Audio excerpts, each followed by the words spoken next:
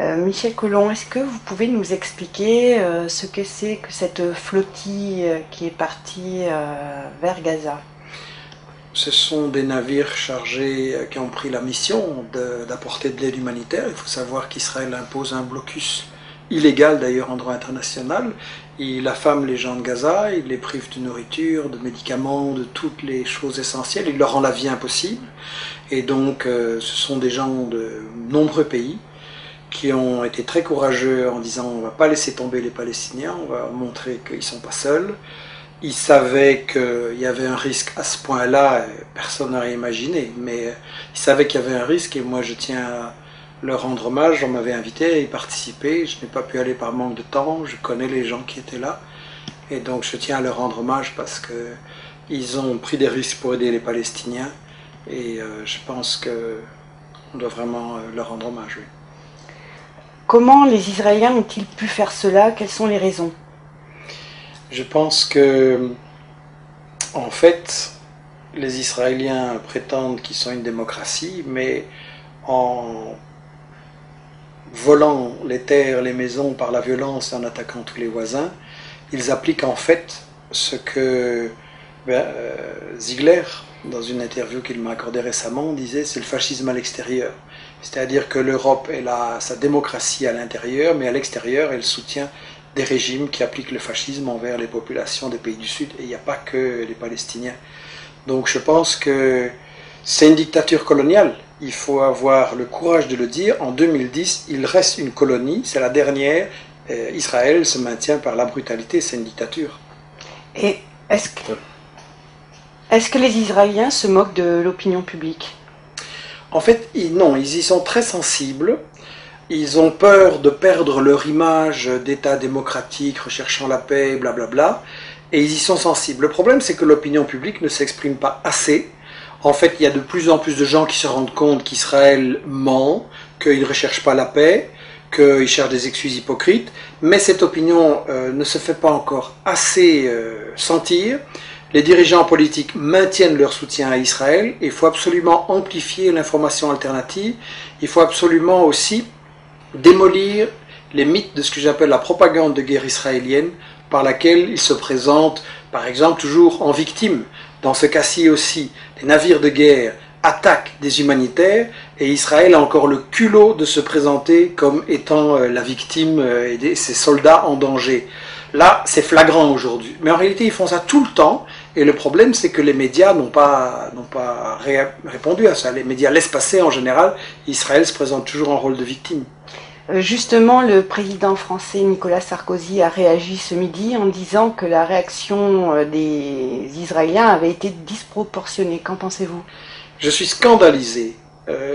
Quand le président français dit que la réaction israélienne est disproportionnée, c'est un menteur.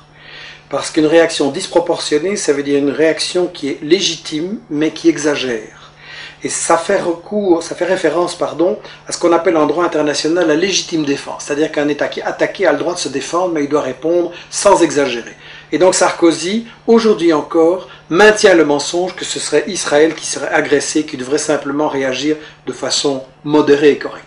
C'est un menteur parce qu'en réalité c'est Israël qui depuis 60 ans vole les terres des Palestiniens, leur rend la vie impossible et en employant ce mot-là aujourd'hui, Sarkozy ment à son peuple et ment à l'opinion internationale. Ça ne m'étonne pas parce qu'en plus ses ministres aussi répercutent tous les mensonges qui sont favorables à Israël. Vous avez une ministre de l'Intérieur, Madame Alliot-Marie, qui a eu le culot d'encourager à faire un procès contre les personnes qui en France appellent à boycotter les produits illégaux d'Israël. Donc en fait il faudrait faire un procès à Madame Alliot-Marie qui est censée faire respecter le droit, qui viole le droit international, qui vient en secours à Israël, qui bafoue toutes les résolutions de l'ONU, et ce gouvernement-là a encore le culot de se prétendre le défenseur du droit. Et qu'en est-il au niveau des médias? Je pense justement qu'on a un problème, et on le voyait aujourd'hui, moi j'étais scandalisé, on est là dans l'après-midi des événements, j'étais scandalisé en voyant les médias ce matin, à qui ils donnaient la parole au gouvernement israélien, qui reconduit ces mensonges, que c'était des gens dangereux, qui sont liés au terrorisme international, mais Je veux dire, c'est comme faire interviewer le violeur dans une affaire de faits divers, quoi. C'est ahurissant. Donner la parole aux victimes, donner la parole aux gens qui expliquent qu'Israël ment, donner la parole aux analystes qui vont vraiment éclairer les faits et pas aux gens qui ont commis ces crimes. Je suis scandalisé et pas étonné. C'est pour ça que j'ai écrit ce livre Israël, parlons-en, parce que si les médias faisaient leur boulot sur Israël, des sites et des gens comme moi ne devraient pas exister, on n'aurait pas de travail. Le problème, c'est que les médias ne font pas leur travail, ils justifient l'agression d'Israël.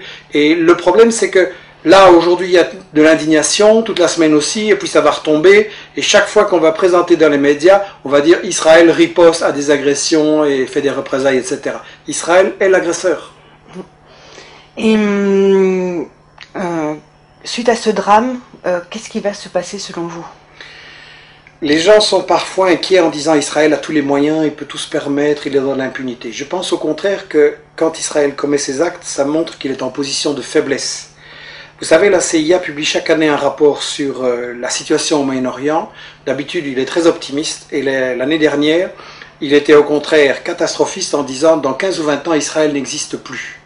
Et tout simplement, ils se rendent compte qu'Israël, avec son arrogance, son agressivité, est en train de retourner l'opinion publique internationale contre eux et qu'ils vont se faire complètement isoler. Et si le monde arabe, il y a un peu moins de gouvernements traîtres et vendus aux États-Unis et un peu plus de gouvernements qui défendent les intérêts de leur population, qui veulent, comme Chavez, utiliser le pétrole, non pas pour enrichir les multinationales et enrichir quelques milliardaires, mais pour mettre fin à la pauvreté, donner l'éducation, les soins de santé, etc. à tout le monde, à ce moment-là, je pense que les choses vont pouvoir changer.